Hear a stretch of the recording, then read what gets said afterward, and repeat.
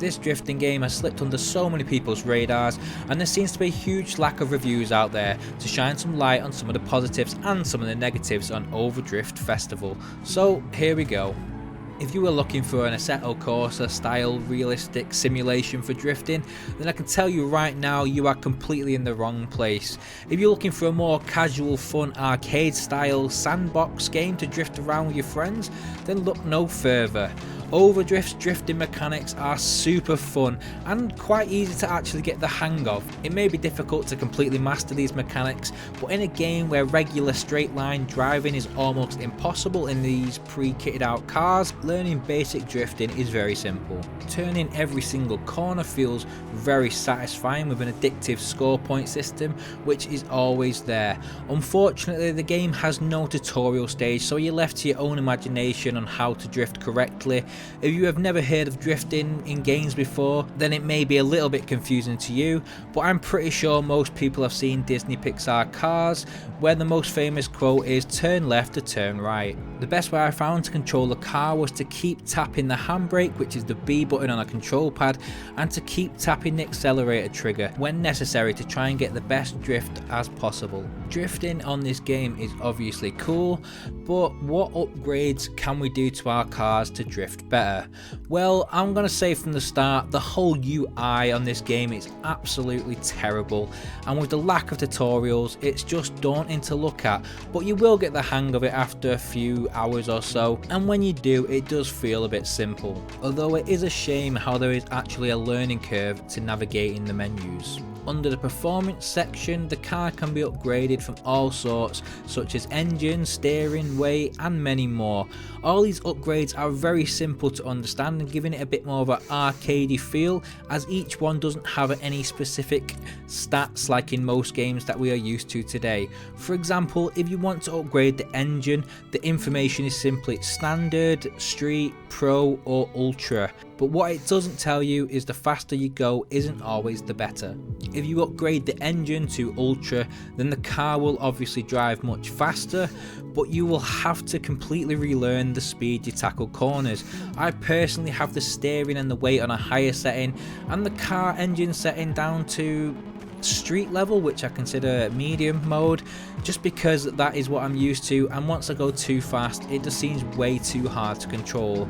I quite like the simplicity of the upgrade system, especially for those people like myself who do not know the ins and outs of cars, just know the basics. The simple performance upgrades are quite good, but as for the visuals, it's a complete hit and miss. I found myself completely lost in the menus, but I was helped out by another player online, so shout out to Smidge for that. Then I could finally kind of kit out my car.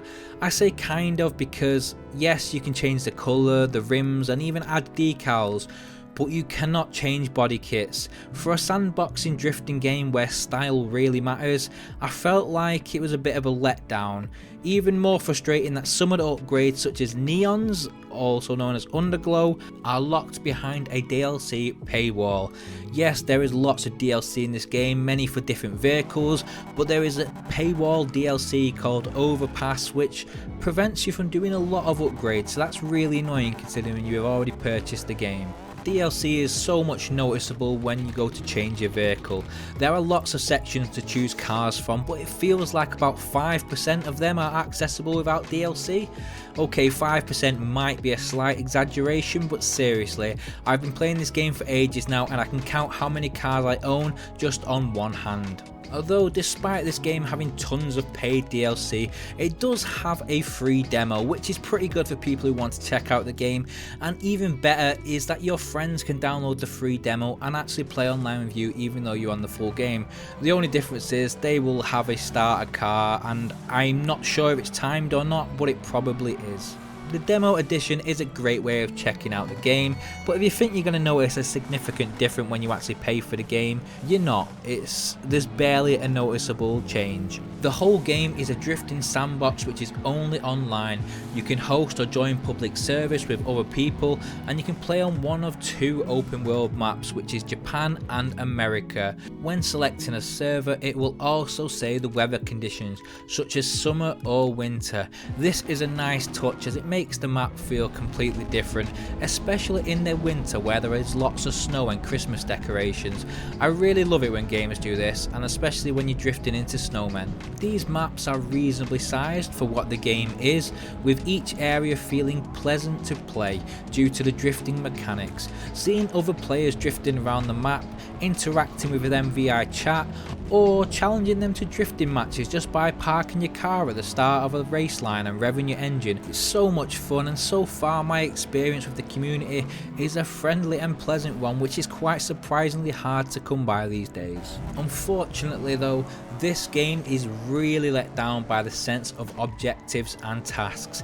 In a game like this, you would expect to be able to compete against AI in matches, but you can't because there is no AI. There is absolutely no story mode or even just generic races to play. The game is a complete sandbox, where if that is better or worse is what you make of it personally, honestly in my case it is for the worse.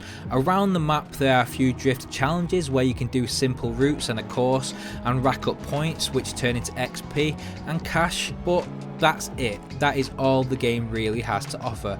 There is no real sense of achievement, victory or motivation to do any more. Without any form of career mode, achievements or trials, I was struggling to find the point of everything and how to unlock cars or progress anything due to the lack of tutorials.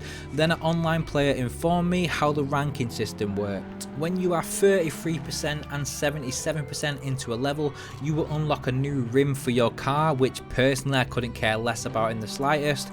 And then for each level you gain, you unlock a new car, which that is quite good, I enjoy that. This then gave me a little something to actually aim for, and upgrading performance was fun. Also, very early on, I stumbled across a glitched spot, which allowed me to get an insane amount of points from drifting, which then cashes into XP and money, so leveling up became incredibly easy.